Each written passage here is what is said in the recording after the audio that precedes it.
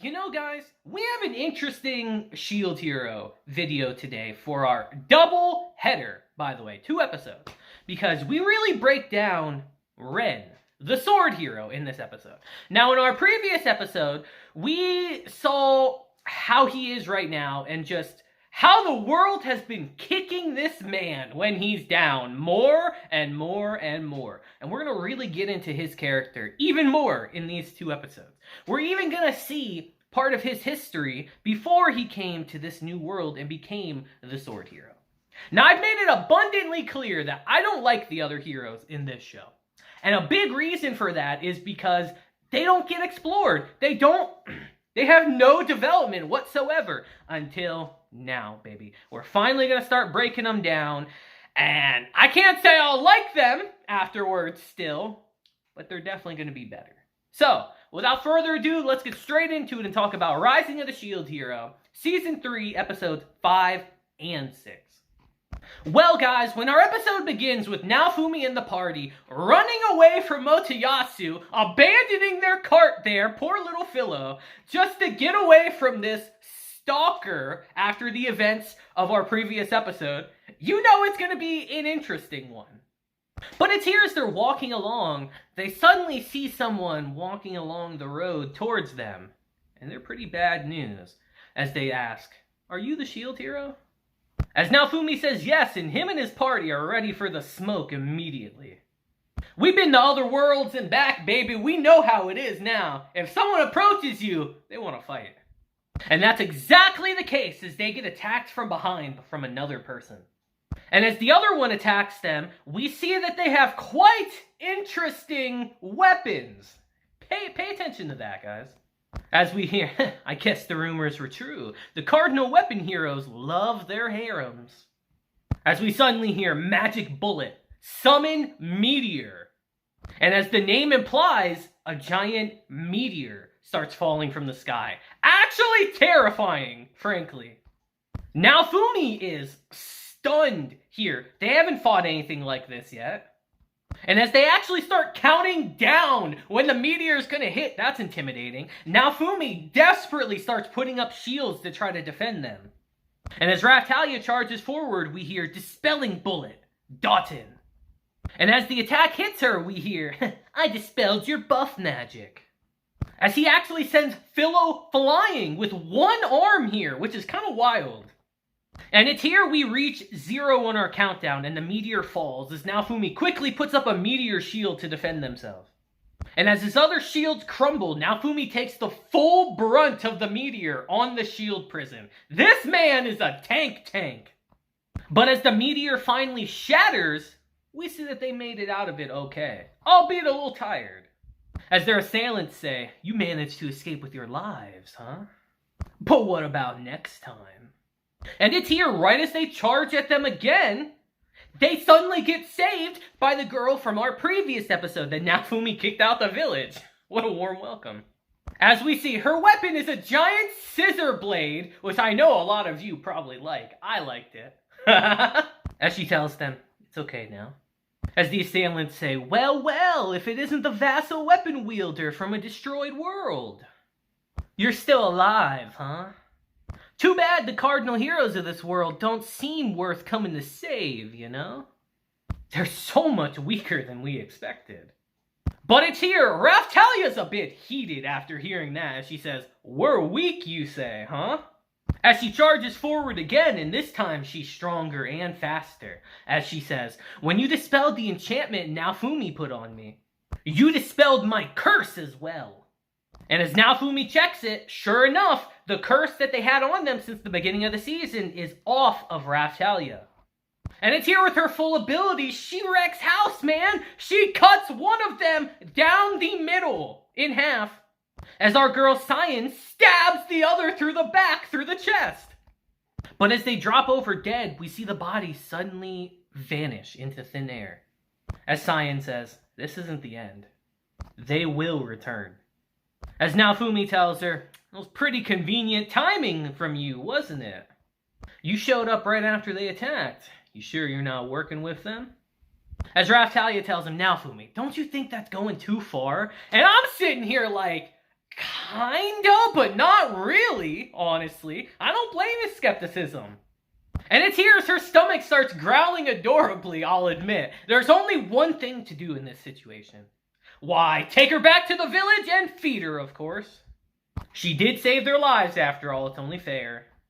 As Naofumi says, I still don't trust her, okay? Kinda means nothing when you bring her into your home and feed her, but sure, man. And as Naofumi asks what her name is, she reintroduces herself as Cyan Locke. I've always liked that name. As Naofumi asks, why'd you save us? And she says, those men were working with the heroes who destroyed my world. As Raftalia says, so there are other worlds besides the last one we went to, huh? As she says, the blank in my blank was killed, and the world was destroyed. But even after hearing that, Naofumi says, and? Why don't you tell me why you showed up at the perfect moment? As she pulls something off of him and says, I put this on you. And watched you. As she tells him that she put it on him in the Colosseum, actually. What a hectic time for that.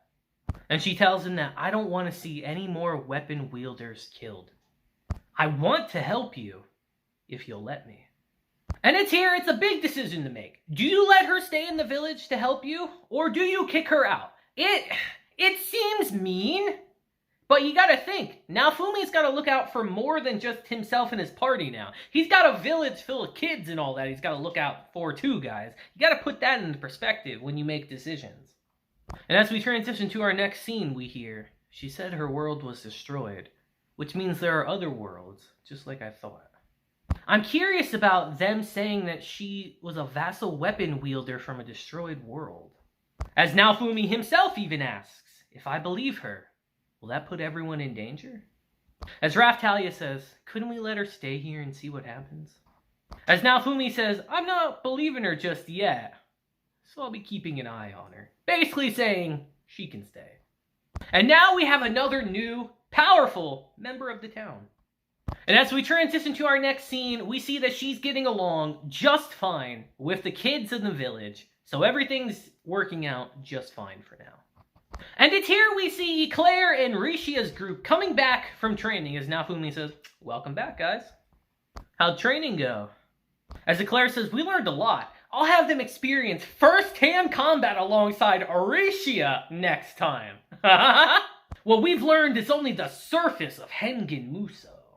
As we see Claire practicing those kung fu moves. As Naofumi tells her, that's great, but what about your job running these lands, Claire? Have you just put Melty in charge of it all? As she's just looking like, no, not all of it. As he tells her, we have a visitor in the village, and I don't know if she's friend or foe just yet. So it's dangerous to not have the Lord of the Lands in the village, you know. I love the fact that Rishia's just looking on the sideline like, yes, let her stay in the village, no more training, bro, yes.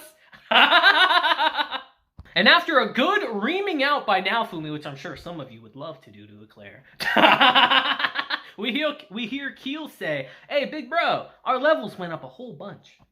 As we see that all the kids are putting in some work right here. They're catching bodies. And as Naofumi looks at all their stats, they've gotten pretty high, actually. As he says, yeah, you guys could definitely upgrade your classes, actually. As Naofumi says, anyone like Keel who's reached level 40, follow me. We're going to the capital as soon as breakfast is finished. Naofumi wants to get everyone leveled up before the next disaster happens. So, of course, he's like, let's go today. And it's time for a little bit of a lesson on class upgrading from Professor Naofumi. As we hear, upgrading your class expands your potential, but also risks limiting it. It's possible something unexpected may happen to you as well. You may not get to choose your own class. You may be given one where you have the most potential for growth. And in the lives you have ahead of you, fighting ability isn't the only thing that will matter. As he tells him, if there's something you want to do, choosing to specialize in that will mean a lot for your future. Make a choice you won't regret. As Keel says, I want to get stronger. As he remembers the bandit incident and says, if there's a possibility I can get stronger, then I don't even need to choose. And it's here all the kids get their upgrades. And I kind of wish they showed the upgrade system more in Shield Hero, actually, because I kind of find it interesting. It is like legitimately, a do or die thing. Like, if you mess up on it, you're screwed. I don't believe you can go back and change it once you've already acquired something, so you better be real sure. And it's here as we make it back to the village. We see our white tiger siblings are hard at work at training, aka Fall's getting his ass beat until he doesn't anymore. As now Fumi says, his movements are getting sharper. But he still gets taken out with a finger, as we hear. You've got a lot to learn still. And as Atla asks about that technique she just used, El Razra says that was one of the secret techniques of Hengen Muso. As now Fumi says, looks like Atla's walking around a lot more now too. And it's here she actually shows to Naofumi her training with Rishia, and we see how she's moving pretty well actually. As Raftalia says, she's growing at an incredible rate. As Naofumi's like, yeah she is. I wonder if that'll play a part later. And it's here, seeing how much better she's doing now, he actually tells her, Atla, we're going hunting. As she's super excited, saying, I've been looking forward to going hunting with you. As Fahal suddenly says, I'll go instead, don't bring her. As he tells her, it's not safe for you to go hunting. And I think it's hilarious that she uses the technique she just watched on Fahal here to take him out. I think she'll be just fine hunting. As she just starts laughing at him. I would too, honestly. As Naofumi says, fine, come with us too, Fahal. As he's like, okay, make sure you don't get separated from me, okay, Atla? Big words from someone who just got floored by his sister. But it's here as we transition to our next scene. It's actually time to figure out what we're hunting. As Eclair tells him, I have a suggestion for that. As she tells him, after what happened with the slavers the other day, I took a look around our lands. When the Spirit Tortoise was on the march, it destroyed a facility that our nation was managing as a penile colony. A prison. Most of the prisoners there died, but it seems there were a number of survivors. Many of them were part of the Three Heroes Church, who'd been sent there after what happened to you. The Three Heroes Church is a concern, but I was also concerned about criminals who may have fled the Spirit Tortoise. And while she was patrolling, she tells him, I heard there's a group of bandits that's been active lately. As Naofumi says, so we can test our strength by hunting them down, huh? As he says, you want to come with me? And she says, yeah, sure, why not? She tells him their leader is supposedly a tough opponent who doesn't make mistakes. He's extremely cautious. He's sneaky, but he never lets his band be seen. They only attack people who've gotten separated from their comrades, which means he'll be tough to deal with. And as we get to our area, Naofumi tells them all, we'll split up and search for their hideout. Philo and Rishia will be Team 1. Eclair, Fahal, and Atla, Team 2. Much to her disappointment. Raftalia and Keel, Team 3, as she says, what about you now, Fumi? As he says, I'm going with Raf-chan. And hey, I can't be mad with that decision. Raf-chan's cute as hell. But it's here. We get a very quick but important scene as we actually go back to the capital with our former king and the queen here. As he says, those white tiger children. And she knows exactly what he's going to ask here. As he says, the younger sister was called Atla, right? She was the spitting image of her. As the queen says, yeah, you're right. Now, we'll get more into that later, but I think you guys might have a general idea already. And as we transition to our hunting, we hear, the bandit's leader attacks people who are alone. If we want to take advantage of that, I make the best decoy, which is true. A bandit ambush cannot hurt me. But it's here, Raf-chan suddenly senses something and tells Naofumi, follow me. And it's here as we get to our destination, we actually see Motoyasu engaged in a battle here. With a masked man here that Naofumi instantly recognizes as Ren. And our first episode ends with Ren seemingly being our bandit leader. And as we transition into episode 6 here, we are immediately thrown into a flashback as we're transitioned to the modern day world as we hear, Ren, can I go to your house and play Brave Star? As he looks happy until she says, yeah, everyone else wants to come play too. As now he says, I'm busy today, I'm good. As we hear, damn, you're friends with that guy? That's the first time I've actually heard him speak. As we see that in the real world, Ren was the definition of a loner. But it's here as we transition into his game world, Brave Stars, we see Ren is a completely different guy. As he says, did you get all the ones over there too? Actually, I just noticed a mistake. No, this is the Shield Hero universe right here, not his game. I just noticed that mistake mid-video. Wanted to correct that. As his party says, yeah, the two of us just barely managed to take him out. As we hear, Ren-sama, you're amazing.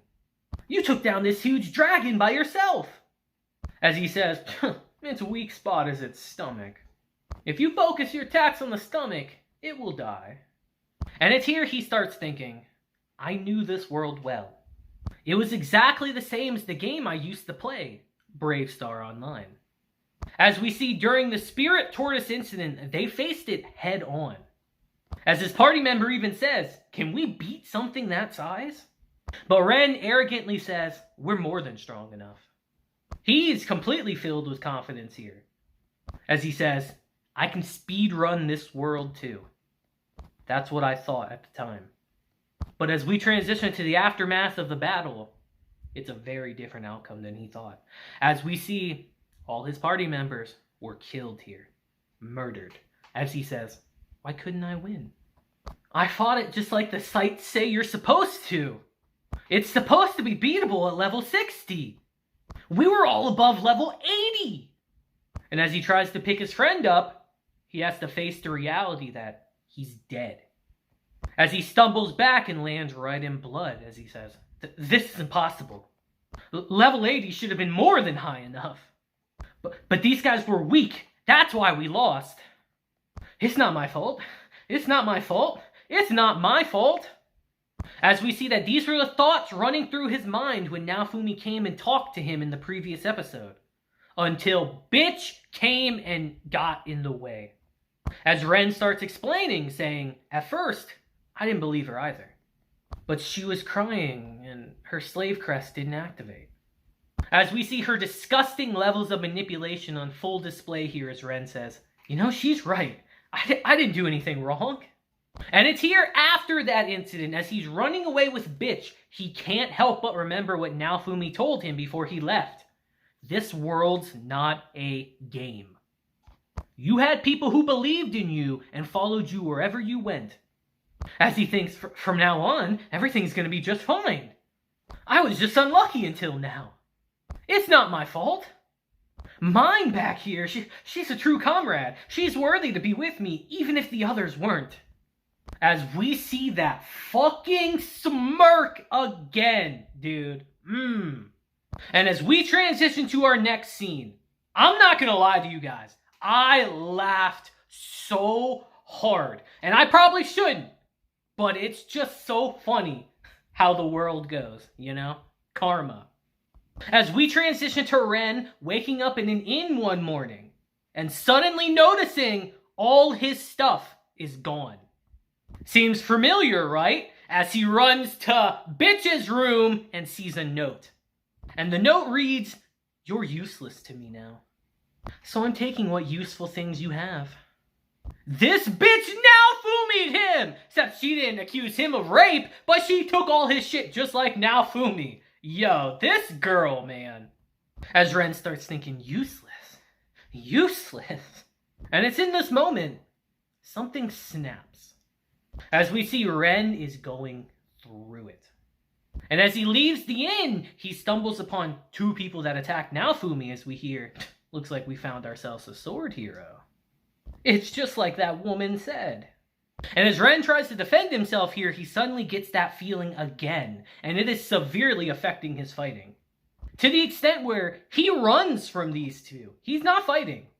As he says, what's going on? Why are they attacking me? And it's here to get away. He actually runs into someone's house. As the kid even says, a bad guy's in the house, Mom. As the mom says, what's the sword hero doing here? As he tells her, some men are chasing me. It's dangerous to go outside. It's dangerous to go outside. But it's here. She immediately tells him, leave. As he is taken aback. She tells him, you didn't protect us from the spirit tortoise. Why'd you even bother coming here? If you stay here, you'll bring disaster to the village again. As she literally pushes him outside of the house. And it's here as he's sitting there, we see just how tarnished the other heroes are after everything that's happened so far. They haven't done anything for this world, essentially. And it's really showing by the people's reactions to them. As we suddenly hear, there he is, and our chase continues again.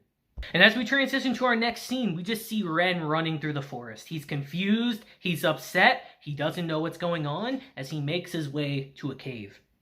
And it's here while he's lying on the ground, he says, I'm a hero. As we suddenly hear, well, if it isn't the chosen one, the sword hero. As we see a bunch of riffraff have found him. As we hear, oh, where's the rest of your party? Oh, wait, they're all dead. What happened to your clothes? They're covered in mud. Maybe it's not the sword hero, it's the mud hero. As Ren thinks, how did this happen to me? A woman lied to me and took everything I owned. I could get by fine if I wanted to, on my own. I know all about this world. I was chosen to be a hero, damn it! This wasn't how it was supposed to go! As we see shit's about to go down. As we see a giant whirlwind appear, and when it clears, we see Ren is affected by the Curse series, just like Naofumi was. That's right, guys! Did you think the other heroes didn't have curse abilities either? They all do, baby. As Ren says, I'll kill you. And as it starts raining, our atmosphere changes dramatically, as Ren actually takes the mask off one of their faces and dons it himself. As now, he's a changed person. And as we transition back to present time, Naofumi says, Mutsuyasu, what are you doing? As he says, I'm defeating these bandits before they can attack your village. I lured out their leader only to find that he was none other than Ren. But it's here, there's no talking, as Ren says, Man-Eater Meteor Slash, and attacks Naofumi. And as he's hit by it, he says, I recognize this feeling. As he notices Ren's red eyes and says, it's the Curse series. As Ren tells him, you think I'm a failure too, don't you? I'm gonna get stronger than everybody. That's right, my ambitions have no bounds. I'm going to awaken even greater power here and defeat you. And as he charges at him, Naofumi just gives him a look, like he knows what he's going through. And as Ren's attacking, he says, I'll awaken all of my abilities. Defeat every enemy, get every item, master every one of my powers, and become the strongest in every world. But it's here Naofumi thinks to himself, he's reduced himself to being a bandit. His greed's driving him to seek out not just treasure, but victory and power too. As he realizes that this curse is greed, but notes, why does he feel so weak and pathetic? As he says, whatever the reason, the Curse series has skills that make you pay the price each time you use them. I need to stop him now. And it's here Naofumi asks him again, where's Bitch, your comrade? As we see that was the wrong thing to ask him here. And Mutsuyasu even points that out, which I'll admit was a little funny. And it's here Ren starts chanting as we hear, let this foolish sinner pay for his transgressions with execution by beheading. Let him despair as his head is separated from his body before he even has time to scream. Guillotine. As we see chains wrap around Naofumi's body, the guillotine coming towards him at once. As he says, I've had enough of this shit! As we see the guillotine shatter and Raftalia and everyone else comes to his aid here. And it's here Ren says, teams, guilds, none of you are worth anything unless you're with your buddies. As we hear, let this foolish sinner pay for his transgressions by being crushed in the name of a god. Take my riches and unleash a divine strike upon my foe. Gold Rebellion. As we see a giant doll of coins attack them. Kind of lame, to be honest, I'll be real. As Naofumi blocks it and all the coins come bombarding down on them. You guys gotta realize, coins are heavy. This is tons weighing down on Naofumi. As Ren charges and says, I'm stronger alone than any of you cowards who are trying to gang up on me. As we see that Eclair on the sideline is very troubled by this development. As Naofumi says, sign, bind Ren so the curse doesn't swallow him up anymore. But Eclair stops him and says, would you let me have a duel with the sword hero alone? I want to snap him back to his senses. As Naofumi thinks Eclair's far better with a sword than Ren. As he tells her, I'll cast support magic on you to make up for the buffs he gets as hero. And if things start to look bad, I'll intervene. And it's here we suddenly hear Sword Hero Amaki Dono. My name is Eclair Sayaedi. If you wish to fight Naofumi and everyone, then you must first defeat me. As Ren says, I don't care who you are, you can't beat me. And it's here as they're fighting, Eclair is quite literally running circles around him. As Raftalia says, I think I understand how she feels. Maybe. I think I can see the pain in his sword. And it's here Eclair asks him, Sword Hero, what is it you want? Why do you want to get stronger? As Ren says, I won't accept anything less than being the strongest. I'll be the strongest in all worlds, all times, all dimensions. As she tells him, and then what? Once you're the strongest, what do you want then? As she completely stumps him here as he stumbles on his words and says, I'm gonna save the world. That's right. I'm the chosen hero. I'm the sword hero that saves the world. But it's here Eclair tells him, that was a task that someone thrust upon you. I'm asking what you yourself want. And as they continue fighting, it's almost like she's teaching him here. As she tells him, you're not deciding on anything right now. And there's no way you can defeat me with your heart in that state.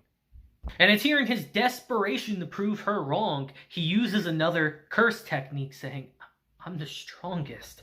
As we suddenly see the ground crumbling apart, everything around it eroding and decaying. Bugs coming out of the ground that he created. As he says, devour it. And Naofumi watching thinks, my curse is wrath. So is Ren's greed and gluttony? As he realizes it's just like the 7 deadly sins. Pay attention to that for later. But it's here Eclair can see through it all, as she tells him, you're suffering, aren't you? As we see she easily takes out those bugs and tells him, I'll put an end to your suffering now. As we hear Hengen Muso Swordcraft, multi-strike crumble attack. Weird ass name, I'll admit. As she hits Ren directly with it, breaking his mask and defeating him here. A little lackluster, I'll admit, but it is what it is. And it's here after the fact, Eclair extends her hand to him, and he doesn't know if he should take it. But it's here in this moment, we see these jabronis come back again! For like the 3rd time. As Naofumi even says, how are you alive? As they say, you're gonna regret killing us before. And it's here as he tries to use Meteor again. We get the most unlikely of assists here. As he suddenly gets stabbed in the back by Motoyasu of all people.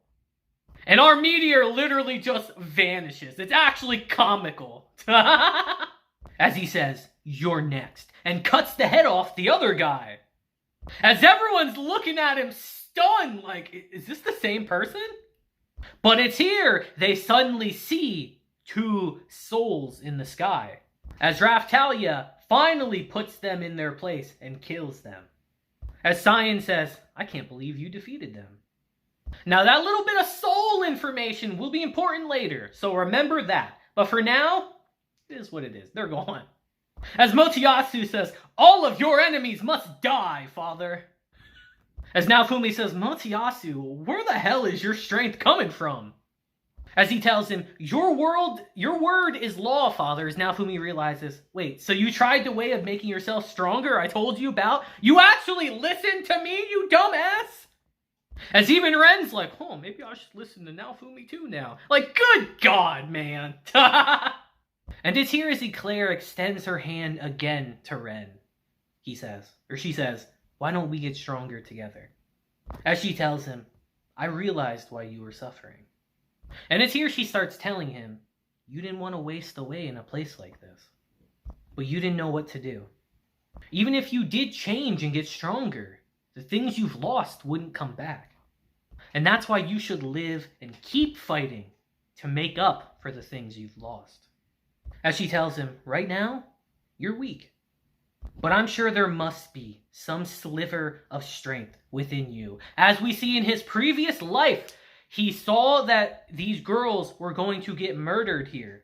And he actually jumps in the way and saves them. That's how he was sent to this world, by saving someone's life.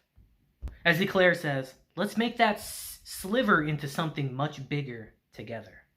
And it's here I wish the anime would explore their relationship a little more, because these two have always had kind of an interesting relationship since the moment they met. I don't remember if the training scene is cut from a previous season between her and Ren. She actually spars with him before this, and she humiliates him. And it's really good character development for the both of them. And I can't remember if that's in a season 1 or 2. I can't remember now. Let me know in the comments, but I really wish they would have showcased that their relationship between these two, because it is interesting. As Ren thinks, I always thought I'd be better off on my own. And it's here, instead of waiting, she actually grabs him and pulls him up to his feet, which I like a lot, and says, you'll find the reason you want to get stronger eventually. I was just thinking I'd like a training partner anyway. And it's here, all's well that ends well, as we see that everything is solved. Ren has finally listening to Naofumi after all this time, and we see that he's essentially become a member of the squad, with Eclair as his partner. Does something happen between those two? I don't know. Should it? Probably not, but who knows what happens. And with that, our episode ends. It's a pretty interesting look into one of the other heroes today, guys. As I told you earlier in the video, I've never liked them, but I've always wanted to explore more into them, into their characters, why they were transported here. Because we already have a good idea of how Naofumi is as a character, but we essentially don't know anything about the other heroes besides they're trash, bro. But we don't know why they're trash. And we're finally starting to break that down in this season. Which is good, man. I've seen some people say Shield Hero is slow this season. But this season is actually very important for what happens later. Because we need to flush out our characters before we can get to bigger and bigger events. Because they're going to be a big part of it and we need their help. So, I'd love to hear your thoughts on this episode down in the comments. These episodes, I should say. I quite like them overall, but I'd love to hear your thoughts. But until next time, I hope you all have a great day, week, month, and year. And until then, deuces, have a blessed day, and I will see you guys next time.